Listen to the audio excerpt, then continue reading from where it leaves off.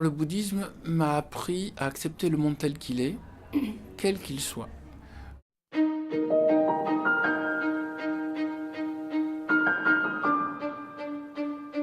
Premiumbeat.com.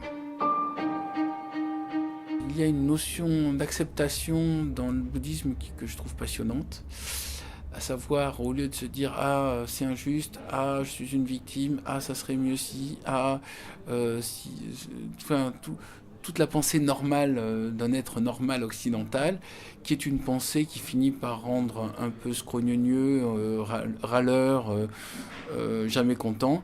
Ben voilà une pensée qui est ce monde est comme ça, c'est l'espace de jeu dans lequel mon âme va s'exprimer, donc j'ai pas à critiquer le jeu. C'est comme si vous étiez dans un jeu vidéo et puis votre petit personnage il avance sur la route et il dit oh là les décors sont pas terribles, le jeu est pas terrible. Il doit gérer les obstacles et évoluer, point barre. Donc, premier élément, accepter le monde tel qu'il est. Deuxième élément, vivre dans l'instant présent.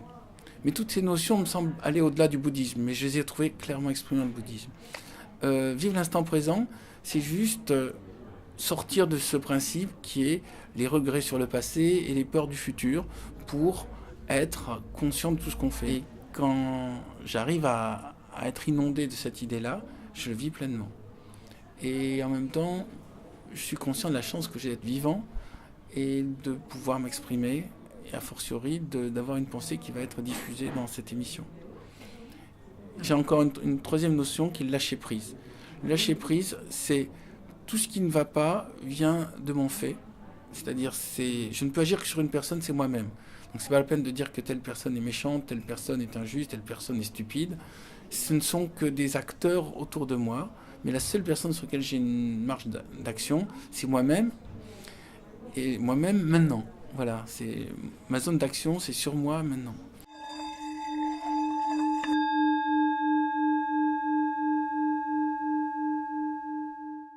Diffuser la lumière, mais remettre la lumière là où il y a de l'ombre aussi.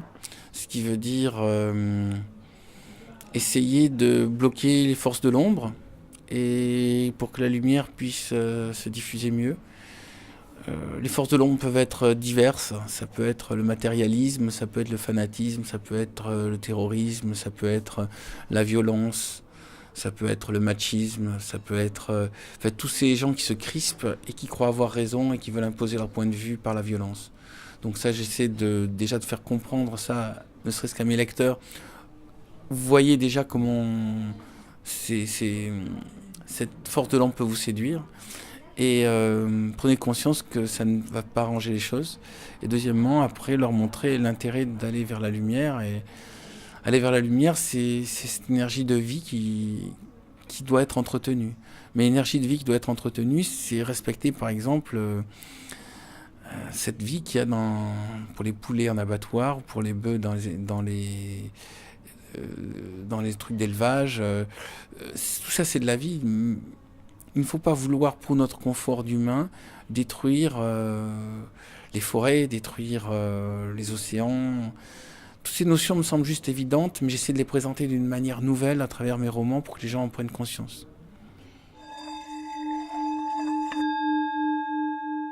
Le message de Bouddha qui, à mon avis, être dans l'instant, accepter le monde et lâcher prise, qui sont trois notions qui sont tellement difficiles à intégrer que plus ça sera dit, plus ça sera transmis, plus ça sera intéressant. Même si vous touchez qu'un petit public, ce petit public, c'est déjà ça de gagner. Et après, si vous touchez un grand public, c'est génial.